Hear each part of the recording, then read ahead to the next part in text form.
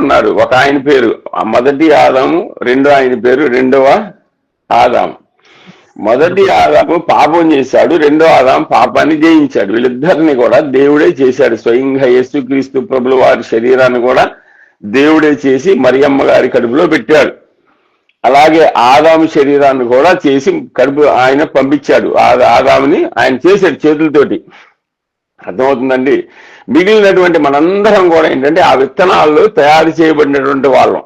ఆ విత్తనాలతో మనం ఎక్కడ తయారమంటే అమ్మ కడుపులో తయారవుతాం. మన ఆత్మ ఎక్కడ తయారవుద్దంటే భూమి కింద భాగాల్లో తయారవుద్ది. కీర్తనల గ్రంథము 139వ కీర్తన 13, 14, 15 వచనాలు ఒకసారి.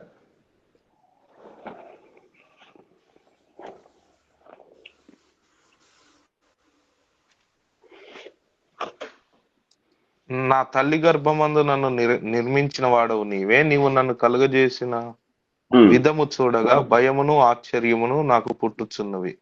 ఎస్, మనము మామూలుగా మన శరీరాన్ని దేవుడు మన అమ్మగారి కడుపులో అమ్మ కడుపులో చేశాడు. ఓకే అండి. మన ఆత్మని అమ్మ కడుపులో చేయడు. ఇంకా చదవండి బ్రదర్. అందును బట్టి నేను నీ కృతజ్ఞతాస్తుతులు చెల్లించున్నాను. నీ కార్యములు ఆశ్చర్యకరములు.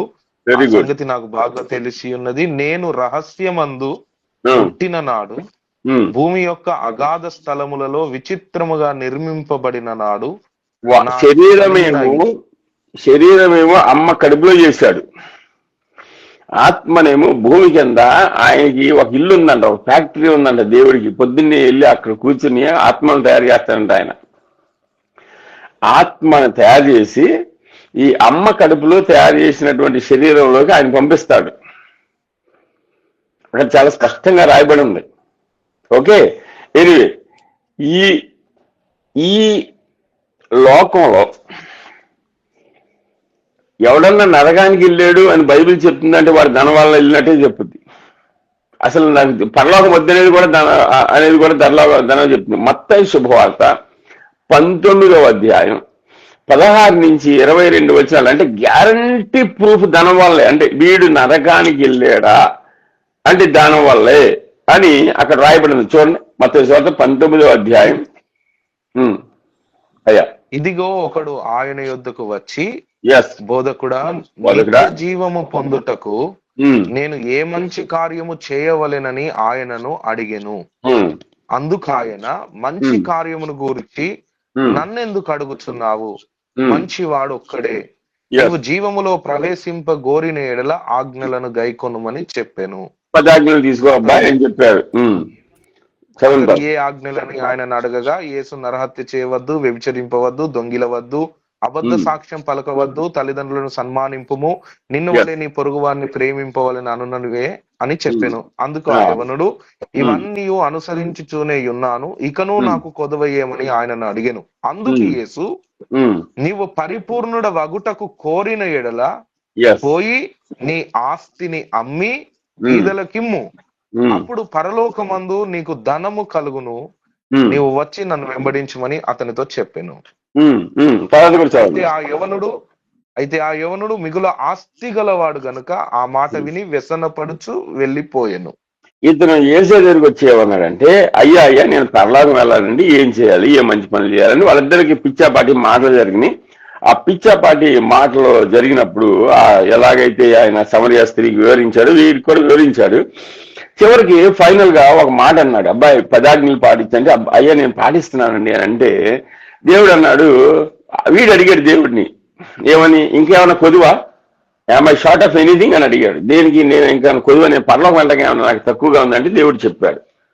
అడగకుండానే చెప్పాడు నికోదీంకి. నికోదీం వెళ్ళినప్పుడు నికోదీం ఏం ప్రశ్న వేయలేదు. నికోదీం అర్ధరాత్రి దేవుడి దగ్గరికి వెళ్తాడు. వెళ్ళినప్పుడు ప్రశ్న వేయకుండా అడగకుండానే దేవుడు చెప్పాడు. వీడు అడిగితే చెప్పడా? చెప్తాడు. ఒకవేళ నికోదీము సంగతి కూడా ఒకసారి చూడండి. నికోదీము సంగతి కూడా మళ్ళీ will come back to him. నికోదీము సంగతి చూడండి. యోహాను గారి శుభవార్త 3వ అధ్యాయంలో నికోదీము గారు ఉంటాడు. 1వ వచనం చూడండి.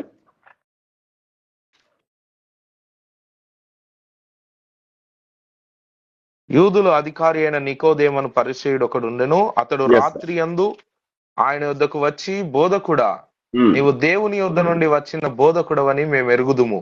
yes. దేవుడు అతనికి తోడై ఉంటేనే గాని నీవు చేయుచున్న సూచక్రియలను ఎవడునూ చేయలేడని ఆయనతో చెప్పెను. అందుకు Yes. యేసు అతనితో, ఉమ్. ఒకడు కొత్తగా జన్మించితేనే గాని అతడు దేవుని రాజ్యమును చూడలేడని నీతో నిశ్చయముగా చెప్పుచున్నాను నేను. కొంచెం వెనకెళ్ళి మళ్ళీ కొంచెం వెనకెళ్ళి రెండో నుంచి మళ్ళీ చదవండి సార్.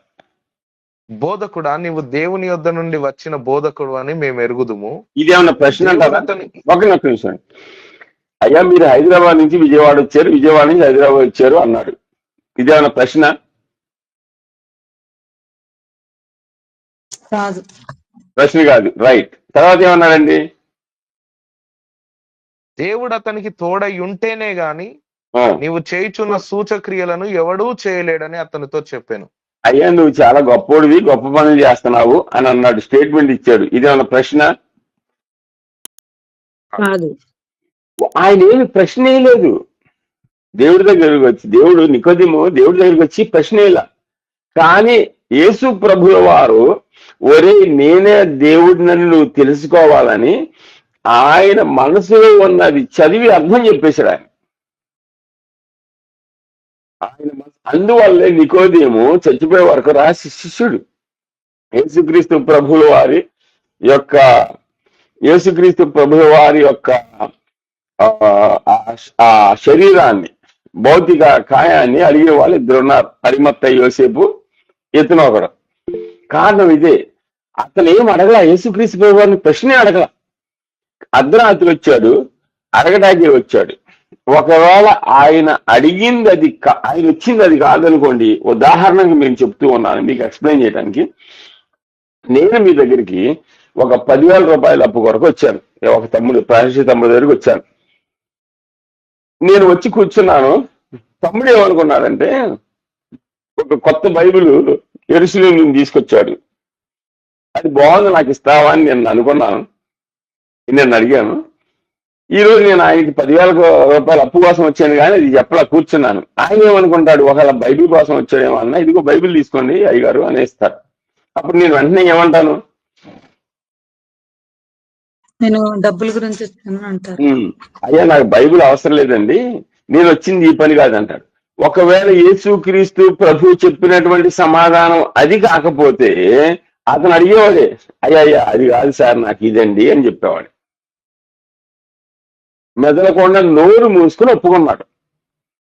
అంటే అర్థం ఏంటంటే, ఆయన భూత భవిష్యత్ వర్తమాన కాలాలు ఎరిగినటువంటి దేవుడు, ఆయన మనసులో ఉన్న దేవుడు. సామెతల గ్రంథంలో ఏముంటుందంటే, మిట్ట మధ్యాహ్నం ఏ విధంగా దేవుడికి కనిపిస్తుందో అదే విధంగా మన మనసు కూడా, మన హృదయం కూడా ఆయనకు కనిపిస్తుంది అని బైబిల్లో సామెతల్లో రాయబడి ఉంది. 14-15లోనే ఎక్కడో ఉంటది, 15 ఆ ఏరియాలో ఉంటది. ఎనివే, ఇప్పుడు మళ్ళీ వెనక్కి వెళ్దాం. మత్తయి సువార్త 19వ అధ్యాయం 21-22 వచనాల దగ్గరికి వెళ్ళిపోతామండి. అక్కడ అతనికి నికోదేము అడగల, అయినా సమాధానం చెప్పాడా లేదా? దేవుడు చెప్పాడు. ఇక్కడ వీడు అడుగుతున్నాడు చూడండి, ఇక్కడ వీడు అడుగుతున్నాడు 21 సార్. అందుకు ఆ యవనుడు, ఇవన్నీ అనుసరించుతూనే ఉన్నాను, ఇకను కొదువ ఏమని ఆయనను అడిగెను. ఎస్, ఇంకా నాకు కొద్దిగా ఇప్పుడు అడిగాడండి, అడిగితే చెప్పాలా లేదా? డెఫినెట్ గా చెప్పాలి. అసలు యేసయ్య చెప్పినటువంటి ఈ ఆన్సర్ లో ఉన్న ఎనాలిసిస్ నెక్స్ట్ క్లాస్ లో చెప్తాను నేను.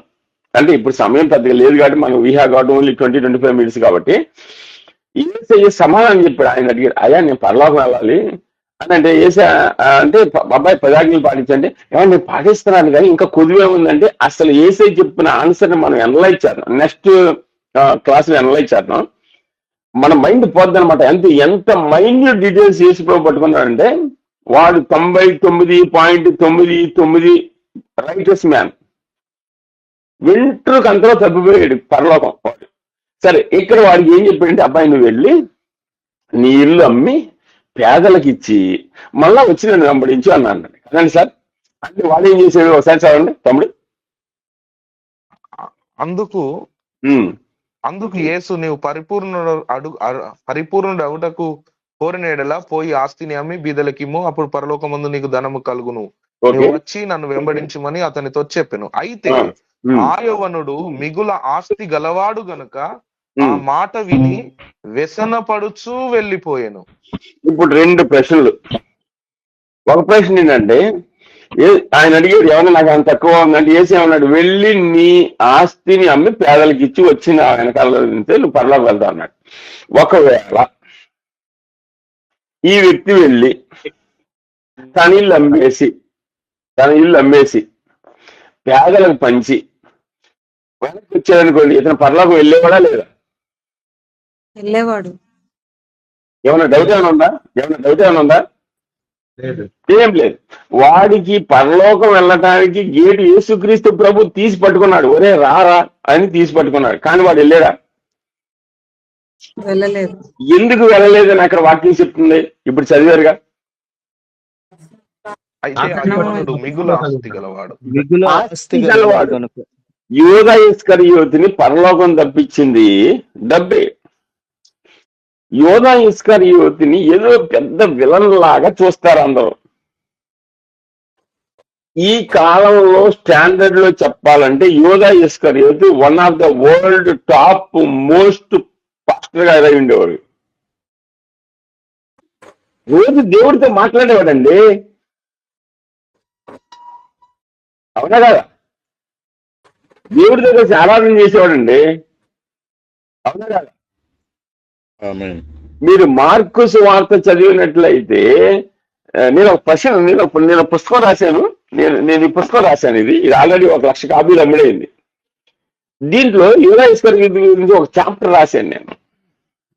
చాప్టర్ పోతే యూదా ఇస్కరియోతు అద్భుతాలు చేశాడని బైబిల్లో రాస్తుంది. వాడు స్వస్థతలు చేశాడు. ఎప్పుడైతే దేవుడు ఇద్దరిద్దరిని పంపించాడు మనుషుల్ని, యేసుక్రీస్తు ప్రభు వారు ఇద్దరిద్దరిని పంపించినప్పుడు వాళ్ళు వెళ్ళి, అయ్యా ఇదిగో నీ నామాన్ని దెయ్యాలను వెళ్ళగొట్టాము, అద్భుతాలు చేశాము, సైతాన్ ఆకాశం నుంచి పడిపోయింది, ఇలా ఇలా ఇలా అని చెప్పారు. ఆ 12 మంది వెళ్ళి వెనక్కి వచ్చినటువంటి వాళ్ళలో యూదా ఇస్కరియోతు ఉన్నాడా లేదా? వాడు అద్భుతాలు చేశాడు, వాడు స్వస్థతలు చేశాడు. యేసు ప్రభు ఫేస్ టు ఫేస్ డైరెక్ట్ గా చూశాడు. అయినా నరకానికి వెళ్ళాడు. కారణం ఏంటంటే డబ్బులు. ఈ కాలంలో ఒక వ్యక్తి ఎవరైనా అద్భుతాలు చేశాడు అనుకోండి, వాడిని ఎక్కడ పెట్టుకుంటారు అసలు తీసుకెళ్ళి? అందుకని యేసు ప్రభు ఇటువంటి వారి గురించి చెప్పాడు. ఈ మాట చదవండి, మత్తయి సువార్త 7వ అధ్యాయం 22వ వచనం ఒకసారి.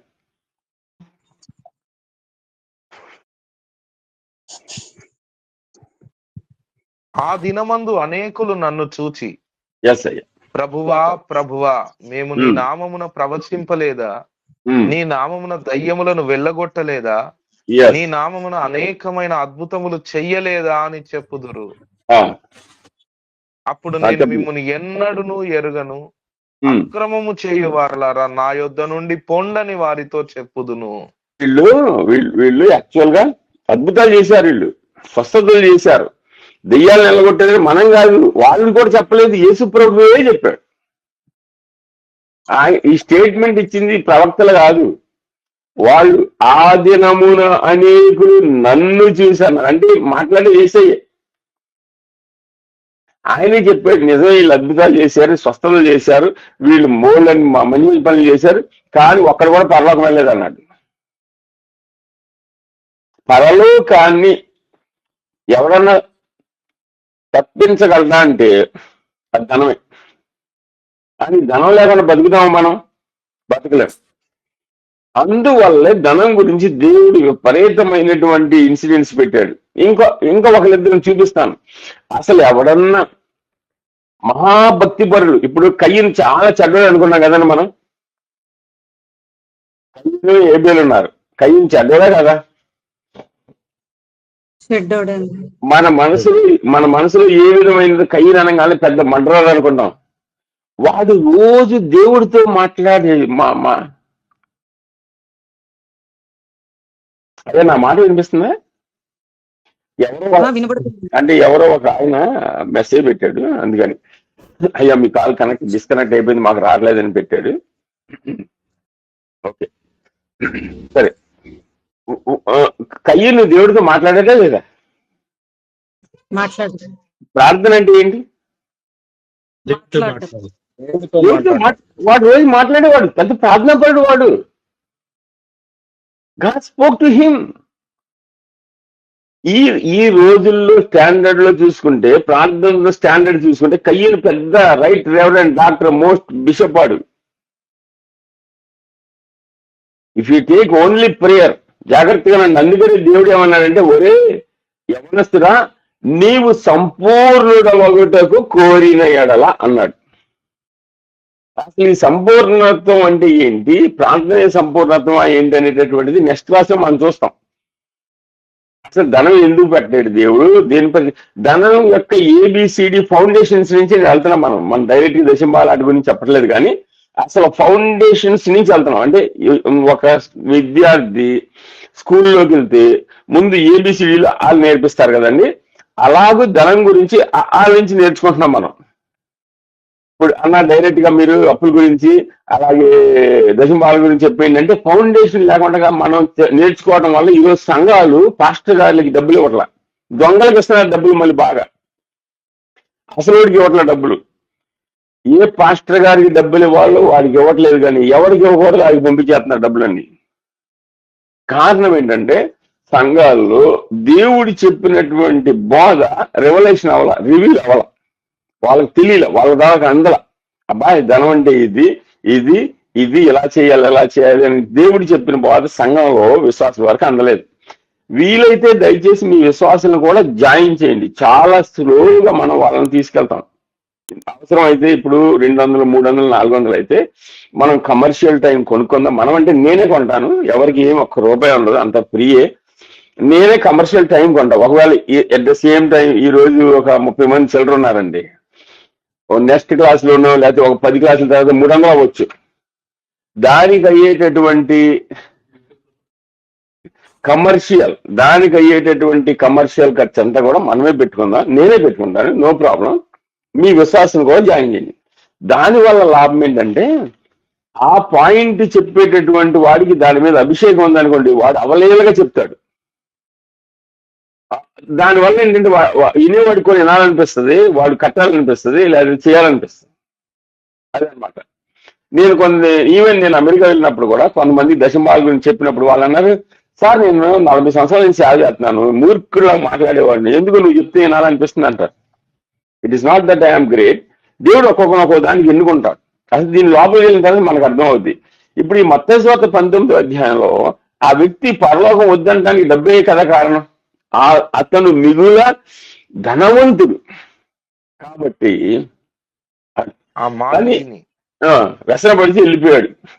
అంటే తిట్టాడు దేవుడిని, అరే డబ్బుల గురించి చెప్పడం ఇదో బాధేనా, దరిద్రం బాధ ఇది, ప్రార్థన గురించి చెప్పాలి, వాక్యం గురించి చెప్పాలి, ఉపవాసం గురించి చెప్పాలి, ఇంకోటి ఏమని చెప్పాలి, డబ్బుల గురించి చెప్తానంటే అదపవతలకు ఆయన వెళ్ళిపోయాడు. అసలు ఇక బోధేనా, నువ్వు నీకు బోధ చేయడం వచ్చా అని తిట్టి వెళ్ళిపోయాడు. యేసుప్రభుని తిట్టి వెళ్ళిపోయాడంట. యేసుప్రభు మనల్ని డబ్బు వద్దని అనలేదు, వద్దని అనలే. లూకా శుభవార్త 12వ అధ్యాయం 21 వచ్చిందా ఒకసారి.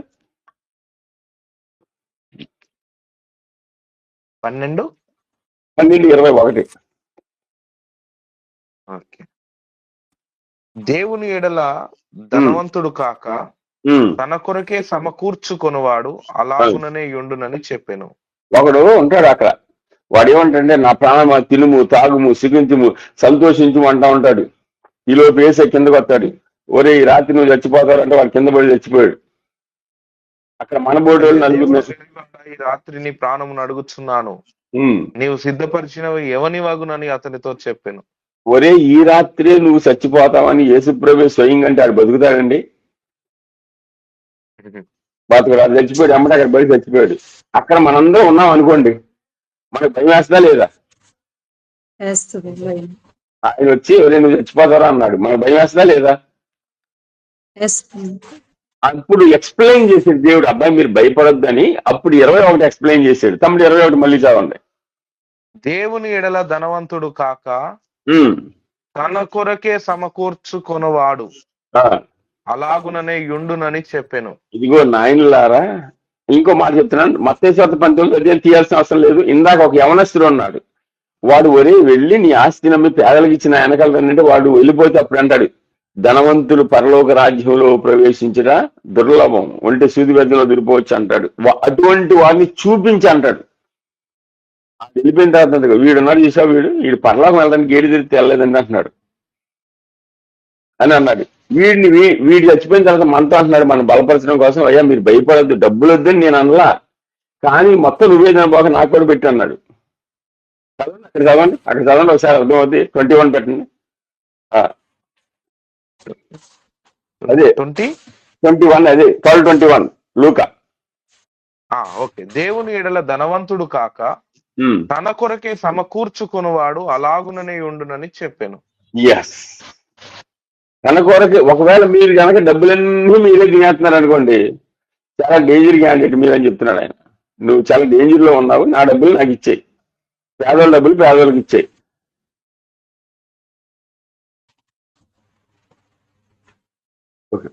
నా డబ్బులు నాకు ఇచ్చేయి అని అంటున్నాడు అనమాట. ఇంకో వ్యక్తిని చూపిస్తాను చూడండి. డబ్బుల వల్ల ఇంకో ఇంకో ఇంకో ఇంకో మాట కూడా చూడండి. వీడు చేసిన తప్పేం లేదు. ఇప్పుడు ఆ ధనవంతుడు ఎవడ పొలం పండింది వాడి పొలమే, ఎవడ కొట్లు కట్టించుకున్నాడు వాడి కొట్లే, వాడి అన్నమే తింటున్నాడు. నా ప్రాణం తినుము తాగి సుఖించు, అయినా నరకానికి పోయాడు. లాజరు ధనవంతుడి కథలో కూడా వాడు ఏం తప్పులేదు, వాడి డబ్బే వాడు ఎంజాయ్ చేస్తున్నాడు. ఉదాహరణ చెప్పాలంటే లూకాసు వార్త 16వ అధ్యాయం 19 నుంచి 37 వరకు లాజరు ధనవంతుడి కథలో తీయాల్సిన అవసరం లేదు, సమయం అయిపోతుంది కాబట్టి will talk some more things. అతను చేసిన తప్పు కూడా ఏం లేదు. తప్పు ఏమిటి అని అంటే ఇది, వాడు దేవుడి డబ్బు దేవుడికి ఇవ్వాల, పేదల డబ్బు పేదలకు ఇవ్వాల. దేవుడి డబ్బులు వీడే తినేశాడు, పేదల డబ్బు వీడే తినేశాడు. మీరు ఎవరైనా నన్ను చూస్తుంటే 3 ఏళ్ళు తీయండి. ధనంలో 3 భాగాలు ఉంటాయి. ఇలా పెట్టండి ఒకసారి, ఇలా పెట్టండి. ధనంలో 3 భాగాలు ఉంటాయి. చెప్పండి, ధనంలో 3 భాగాలు ఉంటాయి. దేవుని వాట చెప్పండి, దేవుని వాట, దేవుని వాట, పేదల వాట, పేదల వాట, నా భాగం, నా భాగం, దేవుడి భాగం, పేదల భాగం, నా భాగం. మనం ఏం చేస్తామంటే పేదలు తినేస్తాం, దేవుడు తినేస్తాం, మందు తినేసి మళ్ళీ చేద్దాం అన్న అప్పివ్వ అంటాం. మన పరిస్థితి ఎలా ఎందుకు అవుతుంది, అసలు అప్పులు ఎందుకు వస్తాయి, ఎలా పోతాయి అనేటటువంటిది మనం తర్వాత in the days to come మనం చూడబోతున్నాం. అసలు అప్పులు కారణాన్ని దేవుడు ఏం చెప్పాడు, ఎందుకు అప్పులు అవుతాము అని. అసలు ఈ లోకంలో ఎప్పటికైనా శాపం వచ్చినా కీడు వచ్చినా డబ్బు వల్ల వస్తుందని బైబిల్ చెప్తుంది. అసలు బైబిల్ ఇచ్చినటువంటి స్థానం ఏంటంటే దేవుడితో సమానంగా యేసు ప్రభు చెప్పాడు, మీరు దేవునికి స్థితికి దాసులుగా ఉండలేదంటే అర్థం ఏంటంటే సైతాను చేసే పని కన్నా ఎక్కువ ధనం చేకొట్టేయగలరు. దేవుడికి దాసులుగా ఉంటే అదే పని దేవుడు, అదే డబ్బు దేవుడు పని చేస్తుంది. సైతానికి దాసులు ఉంటే అదే డబ్బు సైతానికి పని చేస్తుంది. 1 తిమోతి 6వ అధ్యాయం 10వ వచనం ఒకసారి. 1వ తిమోతి 6వ అధ్యాయం 10వ వచనం. ఎందుకనగా ధనాపేక్ష సమస్తమైన కీడులకు మూలము, దానిని చాలు సమస్తమైన కీడు అనండి ఒకసారి నా వెనకాల. సమస్తమైన కీడు అంటే ఏమన్నా తప్పి ఒకటి అలా తప్పి అవకాశం ఉందని దీంట్లో? సమస్తం అంటే అన్ని, అంటే నీ భార్య, నీ భర్త, నీ పిల్లల్లో కనిపించే కనపడి అసలు దేనికైనా కూడా అసలు రూట్ ఎక్కడి నుంచి ప్రారంభమవుతుందని, కీడు రూట్ ఎక్కడి నుంచి ప్రారంభమవుతుంది? ధనమే. నీ ఆత్మీయమైన, శరీరమైన, ఆత్మైన, మనస్సు అయినా, శరీరమైన, హృదయమైన, ప్రాణమైన, దేహమైన, కుటుంబమైన, పరలోకమైన, భూలోకమైన, అసలు టోటల్ కంప్లీట్ గా వాక్యం ఎంత పనిచేస్తుందో ధనం అంత పనిచేస్తుంది. అందుకని 2 క్లియర్ గా ఇచ్చాడు, దేవునికి ధనానికి అని. పరలోకంలో దేవుడు ఎంతో, భూలోకంలో ధనం అంత చేయగలదు పని. అందుకని ఈక్వల్ చేశాడు, మనం ఈక్వల్ చేశాడు. అన్ని శాపాలు కూడా ధనంలో నుంచి వస్తే తీయొద్దు, సమయం లేదు కాబట్టి రాసుకునేవాళ్ళు. మలాకీ గ్రంథము 3వ అధ్యాయము 8-9 వచనాలు, లేదా 9 వచనం చదివినా కూడా వీరందరూ నా యొద్ద దొంగిలించి ఉన్నారు కాబట్టి వీరు శాపగ్రస్తులు అన్నాడు. శాపాలు ధనంలో నుంచే వస్తున్నాయి, సమస్త కీళ్లు కూడా ధనంలో నుంచే వస్తున్నాయి. మన దృష్టిలో ధనం మంచిది కాదు, కానీ దేవుడు దీనికి చాలా పెద్ద స్థానం ఇచ్చాడు. ఇది ఒకవేళ మీకు మీకు మీకు ఒక విషయం, దీన్ని అర్థం చేసుకోకపోవడం వల్ల వచ్చిన పెద్ద నష్టం చెప్తున్నాను చూడండి. వీళ్ళని అర్థం చేసుకోకపోవడం వల్ల వచ్చినటువంటి పెద్ద నష్టం. పాల్ యాంగిచో గారు ఉన్నారు, గాస్పెల్ తెచ్చాను. ప్రపంచంలో ఇప్పుడు ఆయన లేడు, చనిపోయాడు, కానీ ఆయన మీద ఒక పెద్ద కేసు ఉంది. మీరు ఇంటర్నెట్ లో తర్వాత చూసుకోండి. పాల్ యాంగిచో గారు చనిపోయిన ముందు 4-5 సంవత్సరాలు జైల్లో ఉన్నాడు. ఒకవేళ నా మాట మీరు నమ్మబోతే అక్కడ రాసి పెట్టుకోండి, తర్వాత మీరు ఇంటర్నెట్ లో చూడండి. ఇప్పుడు ఇంటర్నెట్ లో ఆన్లైన్ లో ఉన్న ఇంటర్నెట్ లో ఉంది అది. ఆయన కొడుకుని పెట్టారు. ఎందుకు పెట్టారనంటే 130 మిలియన్లు దొంగతనం చేశారు ఆయన. అంత పెద్ద సేవకుడు. ఇప్పుడు మీరు అనొచ్చు, ఏమన్నా అంత పెద్ద సేవకుడు గురించి మీరు చెప్తున్నారంటే నేను చెప్పట్లా, ఇట్ ఈస్ ఆల్రెడీ ఆన్లైన్. మీరు గూగుల్లోకి వెళ్ళి పాల్ యాంగిచో గారిని జైల్లో పెట్టారా, ఎందుకు పెట్టారు అని అడగండి. అని అంటే అది మీకు సమాధానం చెప్పొద్దు. లేకపోతే దినకరణ గారు ఉన్నారు, నేను ఎందుకు పేరు చెప్పగలుగుతున్నానంటే నేను చెప్పడానికి అర్హుడిని, కానీ ఇట్ ఈస్ ఆన్ గూగుల్లో ఉంది. ఇన్ని కోట్లు, 5 కిలోల బంగారం పట్టుకున్నారు, ఇన్ని 1300 కోట్ల 130 కోట్ల క్యాష్ తీసుకుని వెళ్ళిపోయారని నేను కాదు, ప్రపంచం అంతా చూసేలాగా ఉంది. వాళ్ళు ధనాన్ని సరిగా అర్థం చేసుకోలేకపోవడం వల్ల సైతాను వాళ్ళని అక్కడ గుంటలో పడేశాడు. దేవుడు మనకి 2000 సంవత్సరాల నుంచి ఎర్ర జెండా ఊపుతా ఉన్నాడు. అబ్బాయి, ప్రార్థన చేయడం ఇంపార్టెంట్ కాదు, పాల్ యాంగిచో. ధనం గురించి నేను 6 సార్లు చెప్పాను. ప్రార్థన చేయడం ఇంపార్టెంట్ కాదు, దినకరణ గారు ధనం గురించి చెప్తున్నాను. ఇదిగో ప్రార్థన చేయడం ఇంపార్టెంట్ కాదు, కయ్యను ధనం గురించి పట్టించుకో అన్నాడు. కయ్యను ఎందుకు పోయాడండి? దేవుడికి ఇవ్వాల్సింది ఇవ్వలేదు. వాడు గొప్ప ప్రార్థన పడు, దేవుడితో రోజు దేవుడితో మాట్లాడేవాడు. యేసు క్రీస్తు ప్రభు సైతాన్ స్థానాన్ని, అసలు సైతాన్ని తీసేశాడు. సైతాన్ని తీసి ధనాన్ని పెట్టాడు ఏకంగా ఆయన. ఆత్మకు దేవుడు ఏం చేస్తాడో శరీరానికి ధనం అది చేస్తాడు. ధనము దేవుని స్థానము తీసుకోగలదు. మీకు చాలా ఈజీగా అర్థమైతే చెప్తున్నా చూడండి. ఒక బ్యాగ్ ఉంది మీ దగ్గర, ఓకే, సమాధానం ఇవ్వండి నాకు. కొంతమంది ఎవరైనా సమాధానం ఇవ్వచ్చు. నా దగ్గర ఒక బ్యాగ్ ఉంది. ఆ బ్యాగ్ లో అన్ని సర్దుకున్నగా లాస్ట్ నా దగ్గర 2 మిగిలిపోయినాయి. ఒకటి బైబిల్ మిగిలిపోయింది. బైబిల్ అన్నా పెట్టొచ్చు, లేకపోతే 10 లక్షల క్యాష్ అన్నా పెట్టొచ్చు. డబ్బులు పెట్టుకుంటారు అంతే కదా సార్? దేవుడు అదే అన్నాడు. ధనానికి దేవుడు కాంపిటీషన్ వస్తే దేవుడు ఈజీగా ఓడిపోతాడు మన ముందు. డెడ్ ఈజీగా ఓడిపోతాడు. ఎందుకంటే ఇంకో ఉదాహరణ చెప్తాను. ఇప్పుడు 8:30కి చర్చికి వెళ్ళాలి అనుకున్నాం. అమ్మో చర్చి పోతే ప్రాణం పోద్ది అని ఏమైనా కంగారు పడిపోయి తొందర లేచి హడావిడి చేస్తారా? చేయరు. కానీ 8:30కి టీచర్ డ్యూటీకి వెళ్ళాలి, హడావిడి చేస్తా చేయదా? ఎందుకంటే అక్కడ డబ్బులు వస్తున్నాయి. ధనం వచ్చేటటువంటిది మీరు గనక కంపేర్ చేసినట్లయితే అసలు దేవుడిని అసలు లెక్క చేయం మనం. పలానా రోజు ఉపవాస కూడికి అన్నాడు అయ్యగారు, అదే రోజు బ్యాంక్ మేనేజర్ 10 లక్షలు లోన్ ఇస్తానన్నాడు. ఎక్కడికి వెళ్తాం? ఏం డౌట్ లేదు. అందుకనే అన్నాడు దేవుడు చాలా క్లియర్ గా చెప్పాడు, అసలు మీరు నన్ను లెక్క చేయరు, డబ్బులు వస్తే అసలు నన్ను లెక్క చేయరా మేము అని అన్నాడు. సైతాను మనల్ని దాసులుగా చేయాలని అనుకుంటున్నాడు. అందుకనే చేతుల్లో ధనం పెట్టారు. దేవునికి శత్రువు అయిపోతాం మనం. మీకు ఒక మిత్రుడు గాను ఒక శత్రువు గాని ఉంటారు.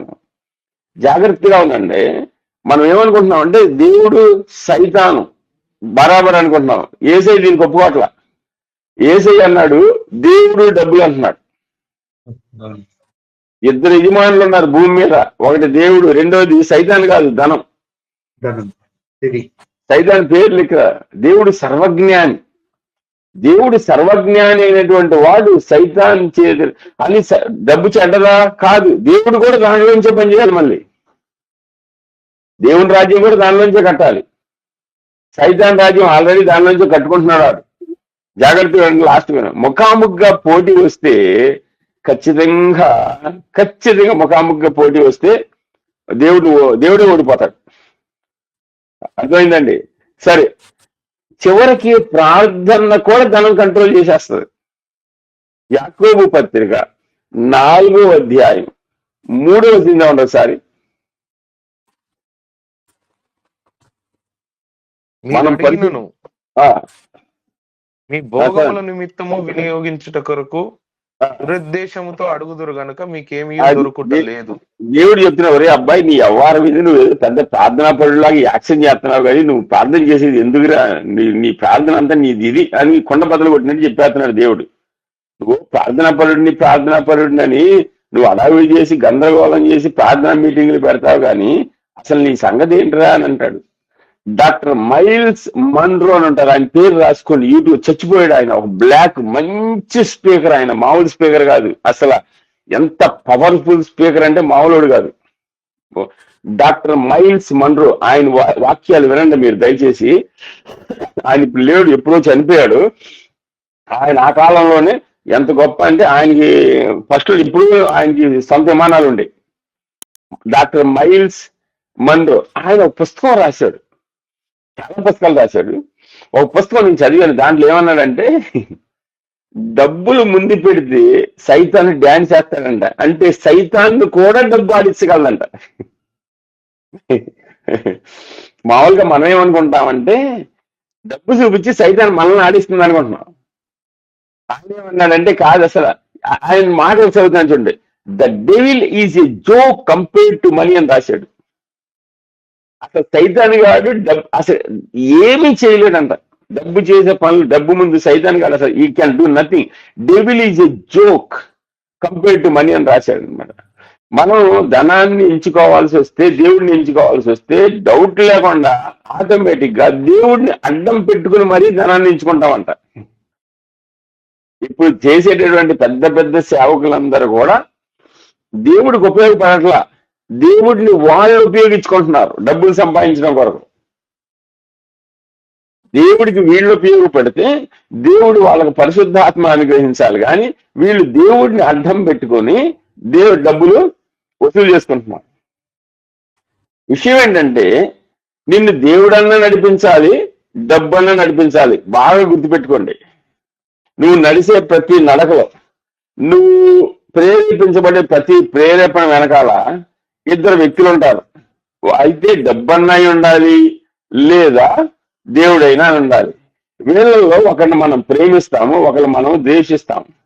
ప్రతి చర్య వెనకాల దేవుని హస్తం ఉంటది, లేదా డబ్బు హస్తం ఉంటది.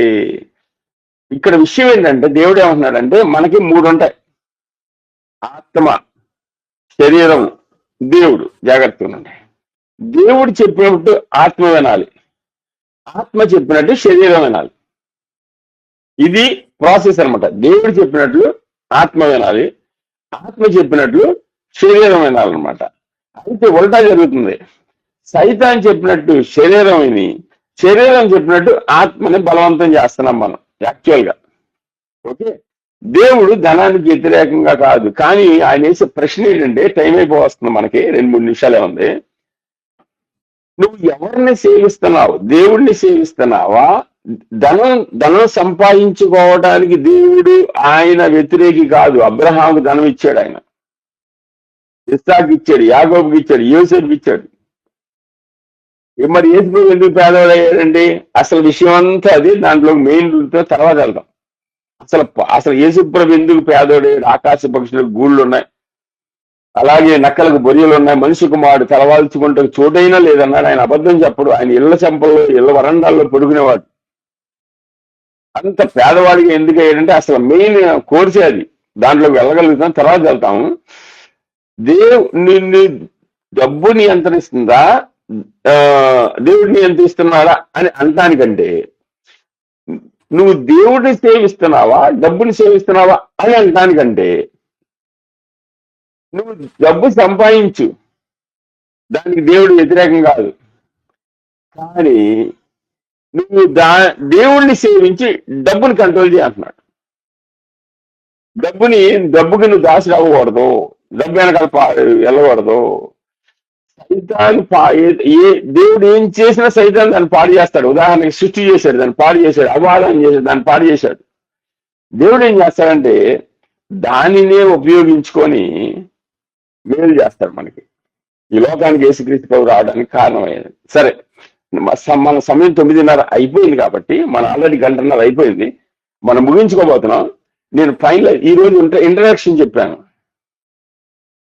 ధనానికి అసలు దేవుని పాత్ర ఏంటంటే intimate is equal to God. దేవుని దృష్టిలో యేసుక్రీస్తు ప్రభు వారు చెప్పిన ఉపమానం తీసుకుంటే it is almost equal to God అని ఆయనే మనకి క్లియర్ గా ఎక్స్ప్లెయిన్ చేశారు. సరే, మనం ధనాన్ని అంత తీసేయడానికి వీలు లేదు. ధనాన్ని తీసేసినటువంటి వాళ్ళందరూ కూడా నరకాన్ని,